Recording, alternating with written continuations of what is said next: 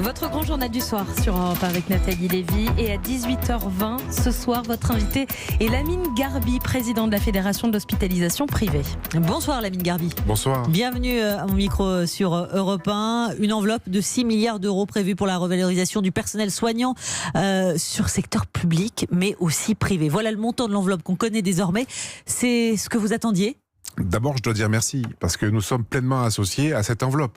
C'était pas forcément une évidence, c'était notre souhait d'équité et de transposition de tout ce qui est fait pour le secteur public, soit fait également pour le secteur privé, comme la prime Covid, où nous avons obtenu l'équivalence, et c'est important de le rappeler, parce que c'était pas forcément acquis dès le départ, et nos infirmières, nos soignants ont été aussi en première ligne sur tous les territoires où il y avait du Covid, on s'en rappelle tous. Alors, on va y revenir dans un instant, mais c'est vrai, voilà, vous l'avez dit, merci. C'est pas ce qu'on dit du côté de l'hôpital privé, on dit plutôt mais pourquoi le privé aussi est inclus dans cette enveloppe des 6 milliards ? Elle nous revient à nous.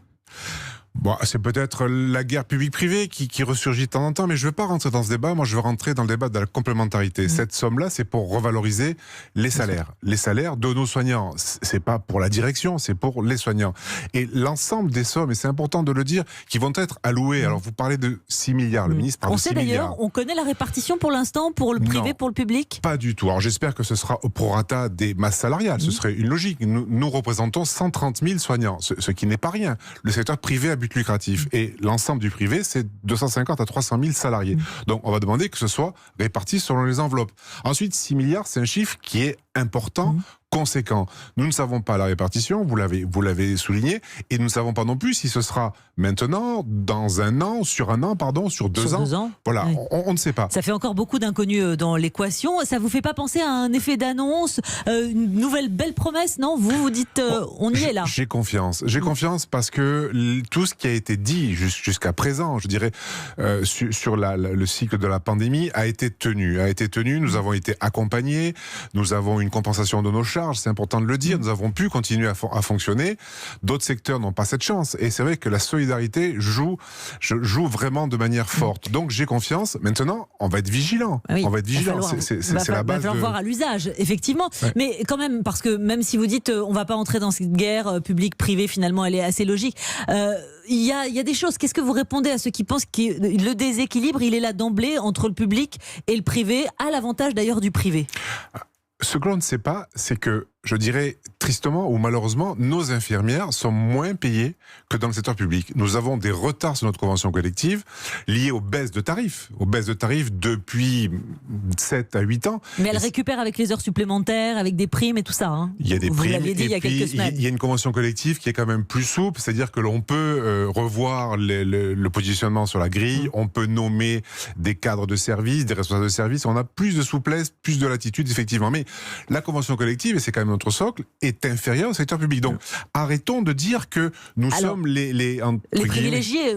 Les privilégiés, ou que la détresse de l'hôpital public vient du privé, parce que chez nous, l'herbe serait plus verte. C'est pas le cas du tout. Admettons, mais alors qu'est-ce que vous répondez à ceux qui disent les établissements privés n'ont pas été sollicités dans cette crise, dans le Grand Est précisément, là où évidemment la crise a vraiment démarré.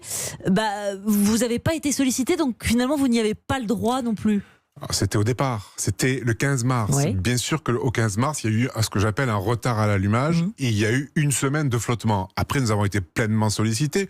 Dans le Grand Est, nous avions 70 lits de réanimation qui étaient vides au départ. Mais vous-même, Monsieur Garbi, vous aviez dit faites appel à nous pour inverser la courbe. Oui, et ça a été fait dans le Grand Est. Nous sommes passés à 120 lits de réanimation, mais surtout en Ile-de-France. En Ile-de-France, où nous avons pris en charge plus de 900 lits de réanimation dans le privé. Nous avons pris en charge 26% des cas de réanimation en Ile-de-France, 26%, et la PHP, 42%. Donc nous sommes complémentaires, et c'est ce que je retiens de cette pandémie, la complémentarité. Mais si cette répartition, donc on reparle de cette enveloppe de 6 milliards d'euros, se fait plutôt en 60-40 par exemple, 60 pour l'hôpital public, 40 pour le privé, est-ce que c'est de nature à vous contenter ? Dans la mesure où on ne représente pas 40% des soignants, je dirais que nous serions terriblement avantagés. Donc voilà, il faut garder les équilibres, il faut que le nombre de soignants soit pris en compte des deux secteurs et qu'il y ait une transposition à l'identique. C'est un calcul mathématique relativement simple.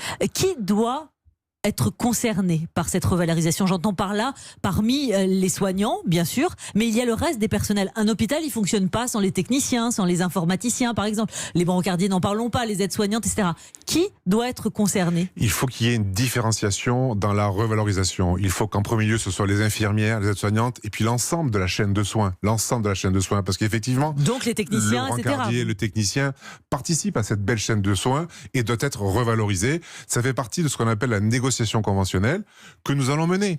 Parce que nous ne dépendons pas de la fonction publique, donc nous demandons un budget qui soit alloué pour le social, et ce budget sera rétrocédé à l'euro près à l'ensemble de nos salariés, et ça fera partie des négociations conventionnelles. Donc l'ensemble de la chaîne, c'est ce que vous nous dites ce soir sur Europe 1. Est-ce que vous pensez que l'État s'y prend bien quand même en annonçant cette enveloppe globale de 6 milliards d'euros? Est-ce qu'il n'aurait pas fallu faire une enveloppe distincte, secteur public, EHPAD, secteur privé, pour mettre tout le monde d'accord et pour dire les choses telles qu'elles sont? Il faut laisser, je pense, la négociation, le champ conventionnel se faire. On ne peut pas avoir un maillage si fin de l'enveloppe. C'est extrêmement complexe, parce qu'il y a aussi l'aide à domicile, il y a l'hospitalisation à domicile, il y a les soins de suite, la psychiatrie, il y a l'ensemble de la chaîne de soins, et c'est extrêmement compliqué lorsqu'on est ministre de rentrer dans ce détail. Donc notre ministre a fait un geste fort, puissant de 6 milliards, à préciser, à compléter, peut-être à augmenter aussi, si on s'aperçoit que sur les 2 millions de soignants, ça ne suffit pas. Peut-être qu'il faudra avoir plus que cette enveloppe de 6 milliards.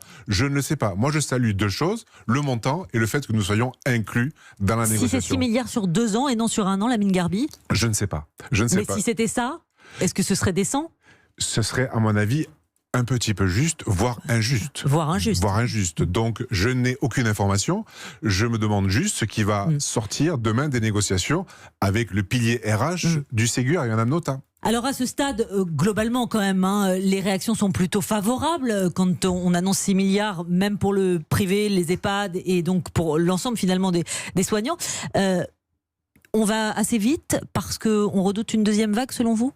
On va très vite parce qu'on a applaudi les soignants, et je le disais en début de pandémie, c'est bien d'applaudir les soignants à 20h, mais il ne faut pas les oublier, donc c'est bien qu'on règle les comptes aujourd'hui. Oui, la deuxième vague, je ne sais pas, je ne suis pas épidémiologiste et je ne me hasarderai bien entendu. aucune mais aventure. On en entend parler un peu plus chaque jour, d'où cette enveloppe-là aujourd'hui selon vous? Oui, l'enveloppe est bien, mais surtout nous allons tirer les enseignements de la crise, et si par malheur il y avait une seconde vague sur le territoire, nous la gérerions, je pense, différemment, avec une sectorisation, je pense, peut-être des territoires, pour lutter là où il y a besoin d'avoir des renforts en matériel et en lit de réanimation. Merci beaucoup, Lamine Garbi, président de la Fédération de l'hospitalisation privée, d'être venu ce soir sur Europe 1. Europe 1.